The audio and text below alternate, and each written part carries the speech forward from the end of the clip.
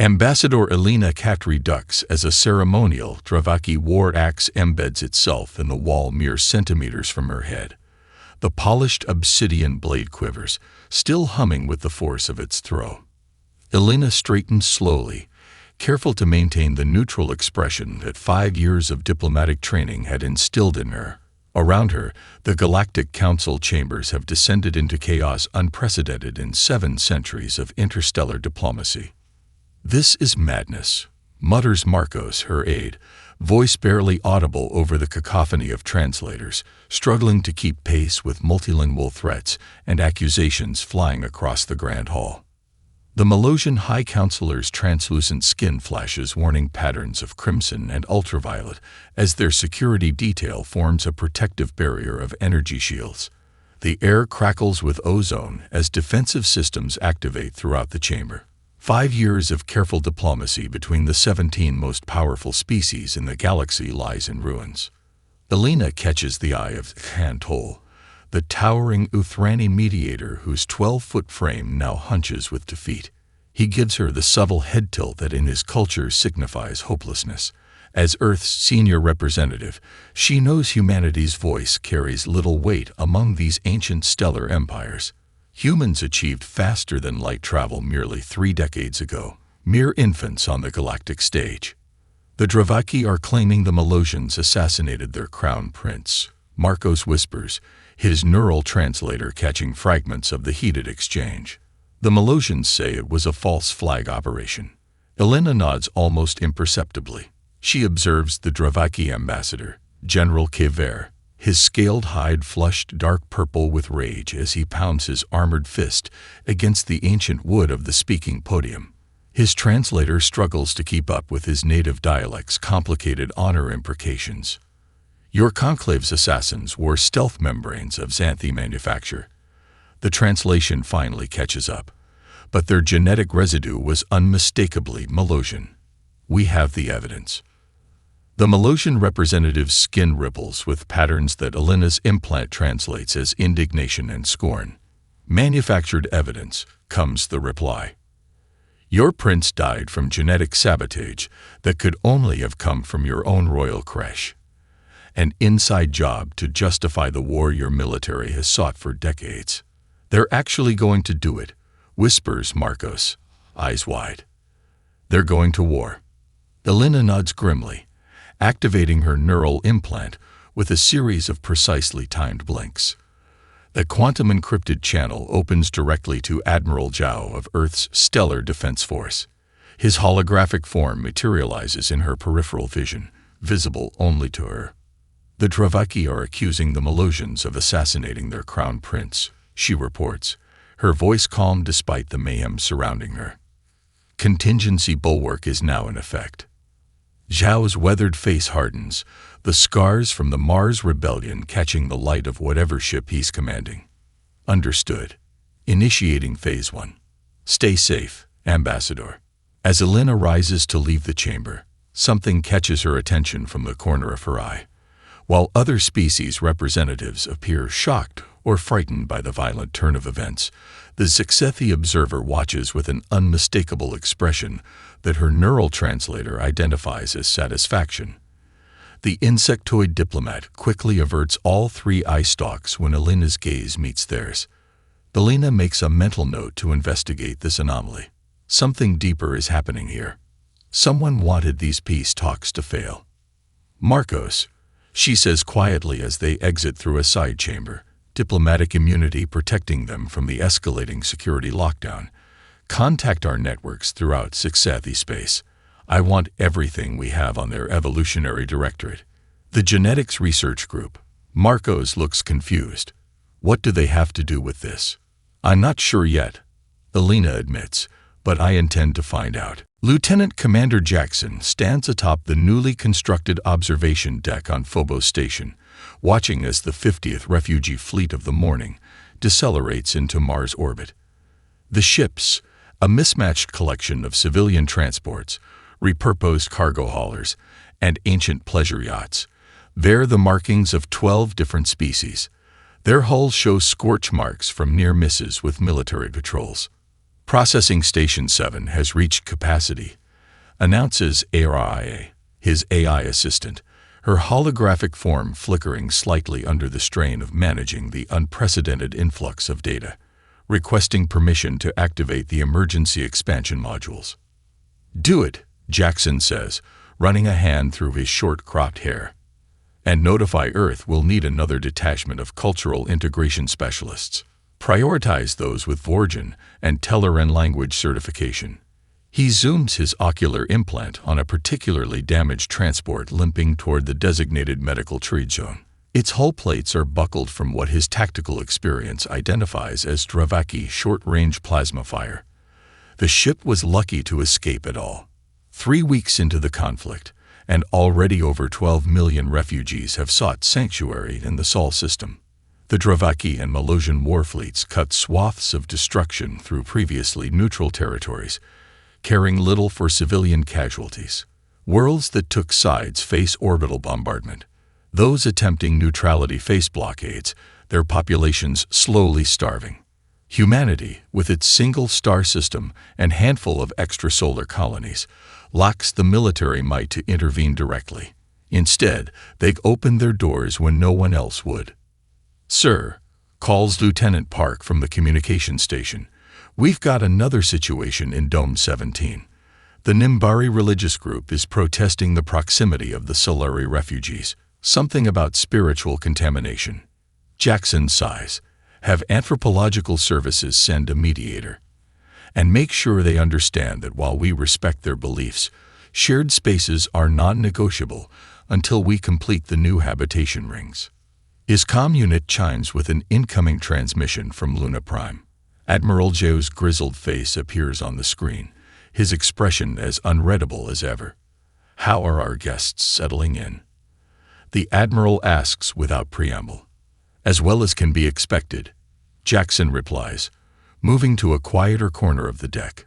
"The Vorgen families adapt quickest. Their environmental needs match ours closely. The methane breathers require more specialized accommodations." He hesitates before adding, "We're seeing some interspecies tensions, but nothing we can't manage. Most of them are just grateful to be safe." A loud crash interrupts their conversation as a young Vorgen child, four-armed and covered in iridescent scales, accidentally topples a stack of supply crates while chasing a small earth cat that had become the station's unofficial mascot. Sorry. The child chirps through their translator pendant. "I've never seen such a creature. Does it speak?" Jackson smiles, waving off the apology. "That's just Whiskers. She's what we call a cat. They don't talk, but they're very smart in their own way." The Vorgen child approaches cautiously, all four eyes fixed first on the cat, then on the Admiral's image on the screen. "Why are you helping us?" the child asks suddenly, forehead scales shifting to the blue-green pattern that Jackson's cultural training identifies as confusion mixed with suspicion. "The elders said humans are too primitive to understand galactic politics. They said you have no reason to care what happens to non-humans."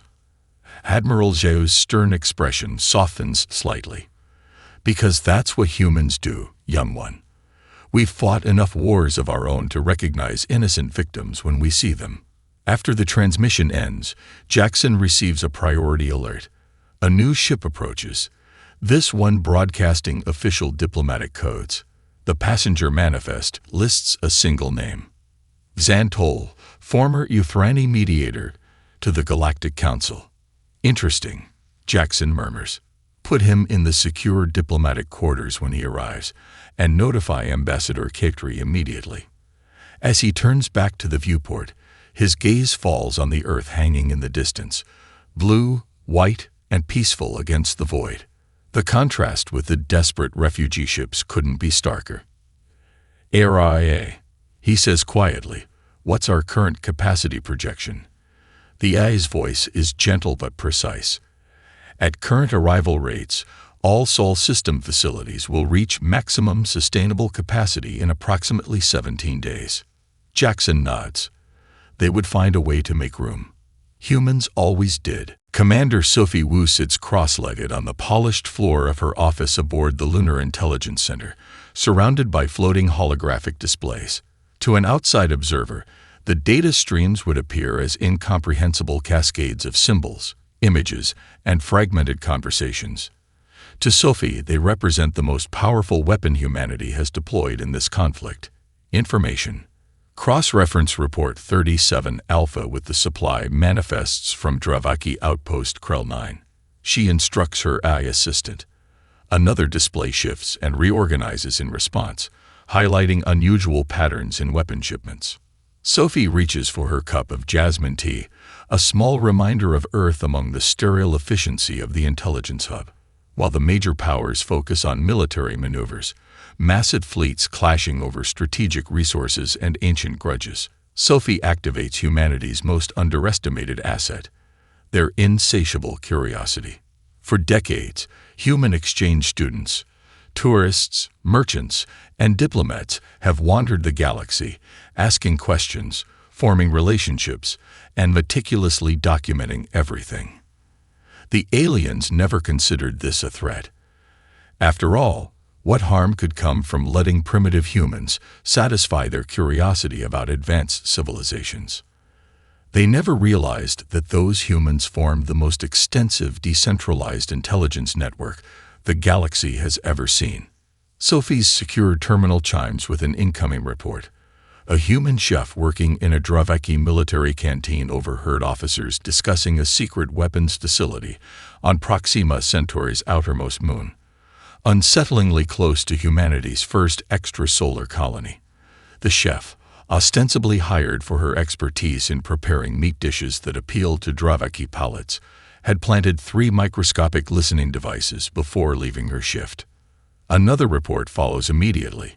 A human archaeological assistant on a Malosian research vessel noticed unusual energy readings consistent with cloaked warships near the supposedly neutral Tellarant sector. The doctoral student had been cataloging ancient artifacts when her modified scanner detected the anomaly. "They think we're primitive because we're young," Sophie says to Lieutenant Chen, her second in command, who enters carrying 2 steaming mugs of coffee. "They forget that being underestimated is the greatest advantage in warfare." Chen hands her a mug. "Speaking of advantages, we just received a data package from our friend on Sixethi Prime. Priority Alpha. You're going to want to see this immediately." Sophie swipes away her current displays and accepts the encrypted transfer.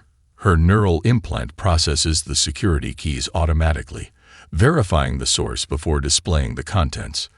The data package contains biosignature readings, resource allocations, and construction schedules. As the pieces fall into place, Sophie's eyes widen. "This can't be right. Verify these genetic sequences against known Sixethi profiles." "Already done," Chen confirms. "They match the secretive Directorate faction, not the mainstream Sixethi government." Sophie stands, the holographs reorienting around her. The weapon designs attributed to both the Dravaki and Malosians share a common origin signature. They're being supplied by the same source. "The Sixethi?" Chen asks, disbelief evident in his voice. "They've been positioned as neutral observers for centuries."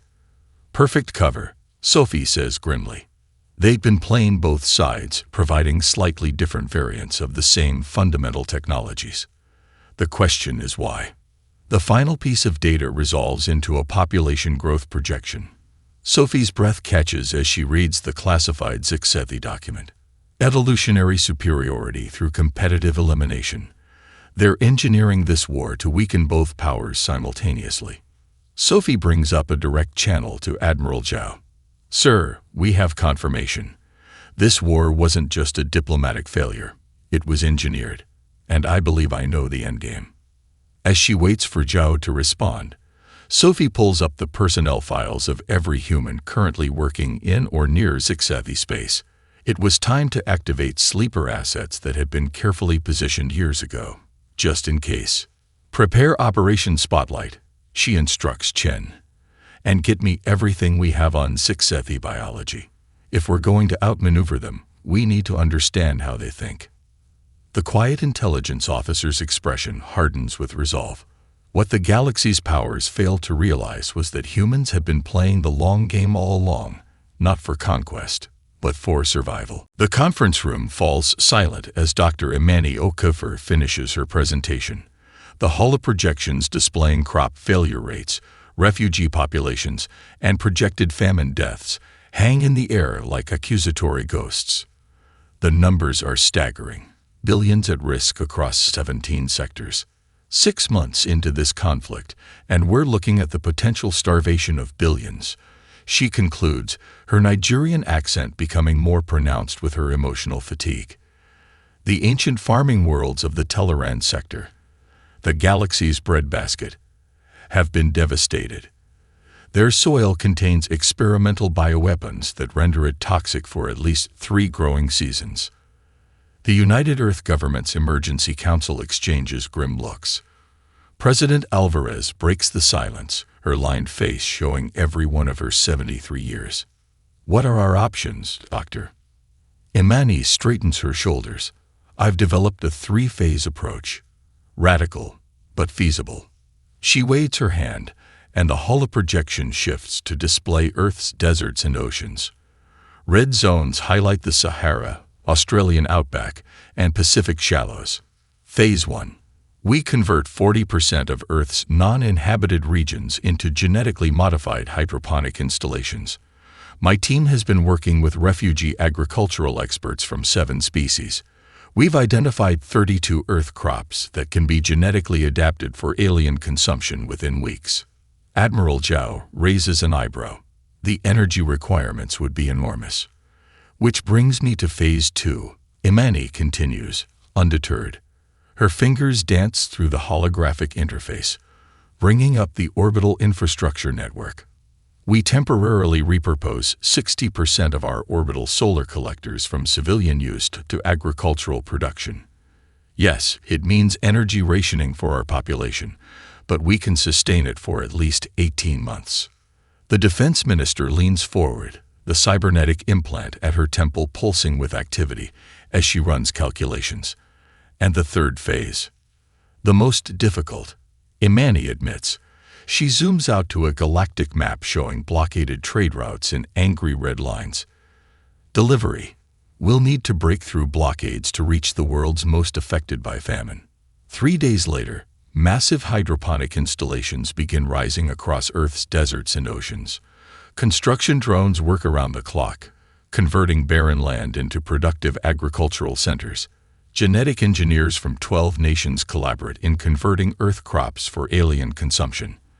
The population embraces energy rationing with minimal complaint, a shared sacrifice that becomes a source of pride.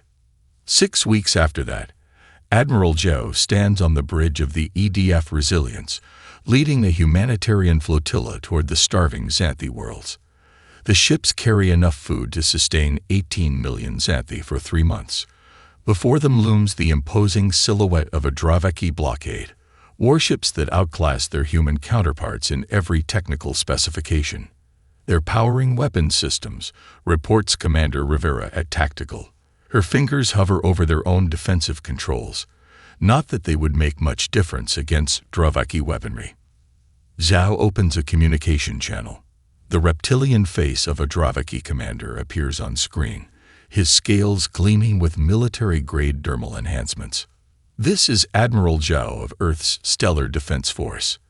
Our ships carry food for civilian populations, not weapons for your enemies. We will proceed.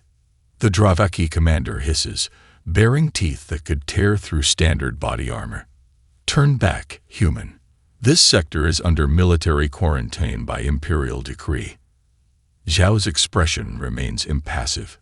Scan our cargo holds if you wish. But be aware that this transmission is being broadcast to every world in this sector. They are watching to see if you will fire on unarmed ships bringing food to starving children. A tense silence stretches between them. Finally, the Dravaki commander growls in frustration. Proceed, but know that the Empire will remember this interference. As the flotilla moves past the blockade, Commander Rivera whispers, "That was dangerous brinkmanship, sir."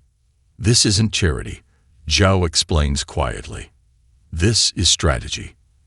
Every world that depends on human aid becomes a world neither the Dravaki nor Melosians can easily attack without losing face across the galaxy.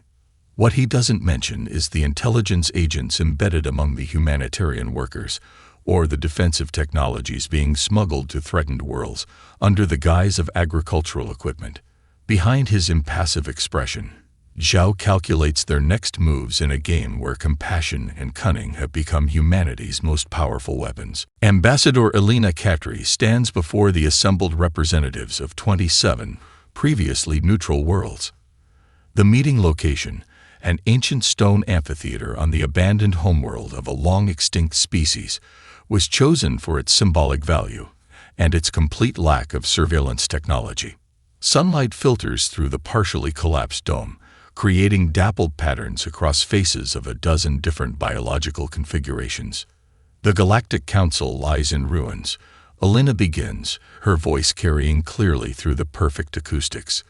The traditional diplomatic channels have failed, but humanity proposes an alternative. With a gesture, she activates a holographic display showing refugee flows, battle lines, and humanitarian corridors across the galaxy. The blue lines representing human aid routes stand out against the red conflict zones.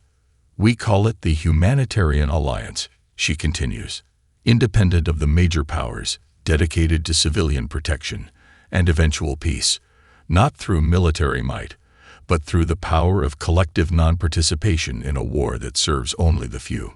A Thraxian representative rises, his crystalline body reflecting sunlight into rainbow patterns across the ancient stone. Pretty words, human. But the Dravaki Empire annexed 3 of my species' colony worlds last month. What protection can your alliance offer against such aggression? Several other representatives murmur in agreement. The Pellerin delegate's tentacles ripple with what Elena's neural translator identifies as skepticism. Elena smiles. An excellent question. One that brings me to our first proposal. The holographic display shifts to show a complex legal document with signature lines for multiple species. This is the Protected Worlds Covenant. Any world that signs gains immediate access to Earth's humanitarian aid network, refugee resettlement program, and medical technology. But more importantly, they gain the protection of every other signatory. Protection without weapons, scoffs a Nimbari delegate, her feathered crest rising in agitation. How does that function? Through mutual interdependence, Elena explains. Each signatory agrees to automatically sever all trade, communication, and resource access to any power that attacks another signatory. One attacks all punish one. She zooms in on a particular section of the document. Additionally, Earth commits its growing fleet of countermeasure drones to the defense of humanitarian corridors and civilian populations of all signatory worlds. Murmurs spread through the amphitheater. The approach is novel, perhaps even naive, but after months of devastation, novel approaches hold appeal. We've studied your histories, Elena tells them, her voice softening. This isn't the first time your civilizations have faced such conflicts, nor will it be the last. But humans specialize in the unexpected. We offer a third path. As the debate continues, Elena notices a hooded figure at the back of the amphitheater. Though their features remain hidden, she recognizes the distinctive breathing apparatus of a Zixethi, the same observer from the failed peace summit. Later, when 12 worlds have signed a preliminary agreement and the others request time to consult their governments, Elena confronts the mysterious observer. You're a long way from the council chambers, she says casually, blocking their exit path. The Zixethi's breathing apparatus clicks rhythmically before they respond. A remarkable performance, Ambassador, but your alliance cannot stop what has been set in motion. And what exactly has been set in motion? Elena asks, her hand discreetly activating the recording function on her neural implant. The Zixethi's compound eyes gleam beneath their hood. Evolution, human. The weak species will fall. The strong will consume their territories. The natural order will reassert itself. Who defines weak and strong in your natural order? The The Zixethi's mandibles click in what might be amusement. History does, as it always has. As the observer departs, the Lena encrypts the recording and sends it directly to Commander Wu. The pieces are falling into place. The Zixethi aren't just manipulating the conflict. They're creating evolutionary pressure to cull what they consider inferior species. Elena returns to where Exan Toll, the former Euthrani mediator, waits with several of the newly signed members of the Humanitarian Alliance. "We have our first victory," she tells them, displaying the signed agreements. "But our real battle has only begun." In a reinforced laboratory complex beneath the Himalayan mountains, Dr. Alejandro Reis places the twisted remains of a Dravaki plasma cannon on the examination table. The weapon, salvaged from a downed fighter during a skirmish near Jupiter's moons, still radiates residual heat despite being powered down for 3 days. "Run spectral analysis on the power core components," he instructs his team. "Compare with the Malosian beam weapon fragments from last week." The laboratory hums with activity as scientists from 17 nations work in specialized containment areas. For months, his international team has studied the alien weapons technologies deployed in the conflict. The components come from various sources: salvage from damaged warships, gifts from grateful refugee scientists, and discrete acquisitions through human intelligence networks. While human technology remains centuries behind the galactic standard in many areas, they excel in one crucial domain: adaptation. Unable to match alien technological sophistication, humans instead focus on understanding and countering it. "Results are coming in, Doctor," announces Dr. Sanvi Patel, his chief engineer, her excitement barely contained as she transfers the analysis to the central holotable. "There's a 78% materials overlap between the Dravaki and Malosian weapon designs. They're variations on the same fundamental technology." Alejandro strokes his beard thoughtfully, studying the molecular structures rotating before him. Two supposedly distinct civilizations with supposedly distinct technological evolution paths, using nearly identical weapons technology. Our mysterious puppet master's fingerprints become clearer. He turns to a separate holographic display showing Project Prometheus, their most ambitious countermeasure yet.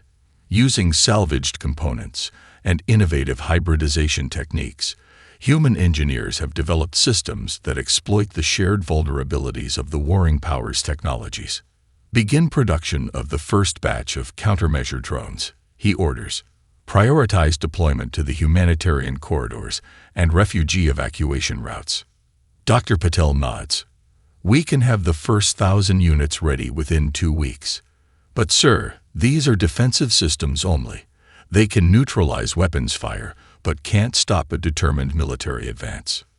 "They don't need to," Alejandro replies. "They just need to increase the cost of aggression against civilian targets. Every ship they send against our humanitarian missions will face unexpected consequences. That's enough to shift the strategic calculus." 3 weeks later, a Malosian assault cruiser fires on a refugee convoy under human protection near the Procyon system. Their weapons mysteriously fail, energy discharges looping back to disable their own systems.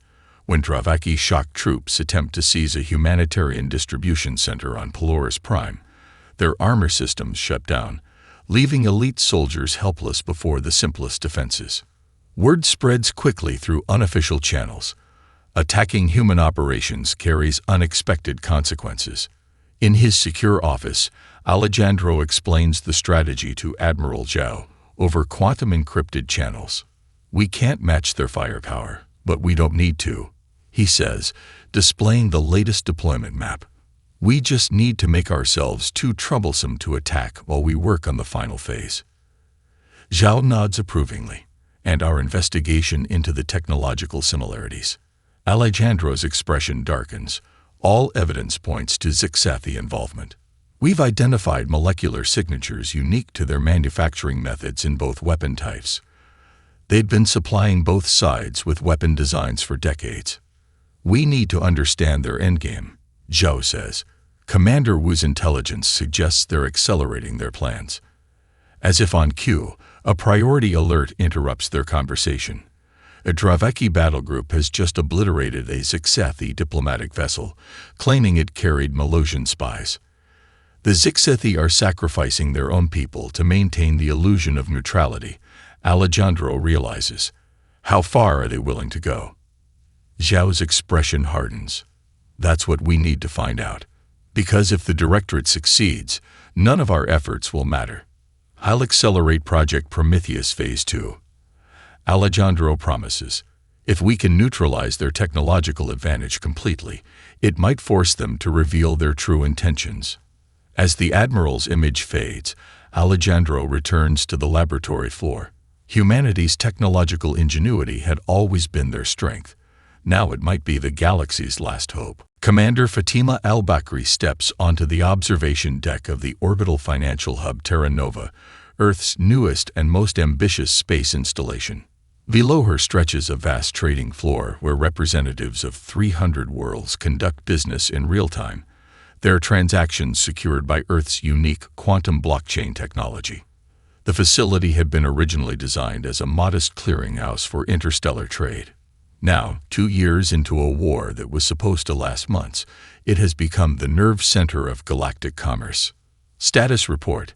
She requests of her chief analyst, Dr. Kwan. Better than projected, comes the response as he hands her a neural interface pad. 78% of non-military galactic trade now flows through human-managed systems. The Humanitarian Alliance grew to 46 worlds this morning with the addition of the Pellerin League. Fatima nods in satisfaction, reviewing the figures. Through careful relationship building and strategic resource management, humans have made themselves essential to the galactic economy's functioning. It began as a necessity. Someone needed to maintain trade routes and financial systems as traditional networks collapsed. Humanity, seen as non-threatening, stepped into the void. Now, human-managed shipping conglomerates control nearly half of non-military supply chains. Human financial systems process transactions for thousands of worlds. Human diplomatic passports allow merchants to travel where other species would be arrested on sight. The Dravaki Empire has requested a meeting. Her assistant announces, approaching with measured steps. Their economic minister will arrive within the hour. Perfect timing, Fatima says. Is our Melosian visitor still in the secure conference room? Yes, Commander. The High Conclave's Treasury Director remains unaware of the Dravaki request. Fatima allows herself a small smile. Good. Let's keep it that way. I'll meet with them separately. Later that day, Fatima sits across from Kralik, the Dravaki economic minister. His scales have dulled from stress, and the ceremonial rank markings on his neck appear hastily applied. The Empire requires access to the rhenium deposits in the Procyon system, he states without preamble. Your alliance has denied our mining consortium entry to the system. The Humanitarian Alliance recognizes the Procyon system's neutrality. Fatima responds calmly. And the inhabitants have requested our protection. Kralik's claws scratch against the polished table. Protection. You have barely 100 ships. The Empire has thousands. True, Fatima acknowledges. She activates a holographic display showing trade routes across Dravaki territory. But those ships need fuel. Their crews need supplies. Your economy needs stability. With a gesture, she highlights key nodes in the network. 83% of your remaining trade routes are managed by human systems. 62% of your military supply chain relies on neutral intermediaries operating under human financial protocols. She leans forward. Continue this war, and we withdraw our economic services. Your economy will collapse within months. Kralik hisses in outrage. You overestimate your importance, human. We could simply take what we need by force. Fatima smiles. You could try, but we've distributed our operations across thousands of worlds, including many under your protection treaties. Attack one node, and the others go dark. Unlike your centralized systems, ours are designed to work even when partially destroyed. Another lesson from our own history. She displays a holographic simulation showing the cascading economic collapse that would follow any attempt to seize human financial networks. Your forces haven't received full pay in 3 months, she notes casually. How long before they start questioning their orders? 2 hours later, she delivers an almost identical presentation to the Malosian Treasury Director, whose skin pulses with patterns of agitation and reluctant acknowledgement. As both delegations depart, shaken by the economic reality they've allowed to develop, Fatima receives an encrypted message from Ambassador Captri, Zixathi delegation, requesting emergency meeting with the Humanitarian Alliance. They claim to have evidence of mutual betrayal by both Dravaki and Malosian leadership. Fatima's eyes narrow as she composes her response. They're desperate.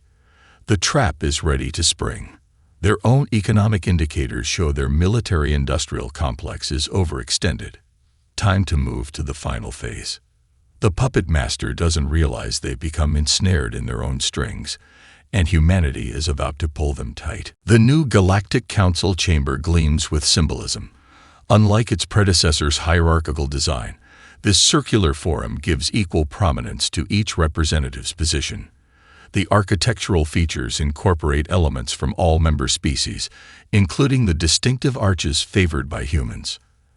Admiral Zhao, now white-haired but still commanding, stands beside Ambassador Elena Captri as the Dravaki Emperor and Malosian High Counselor approach the central signing platform.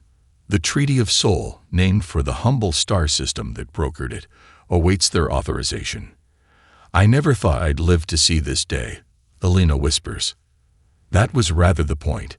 Zhao replies with the hint of a smile. 3 years after the failed summit, the truth has finally emerged.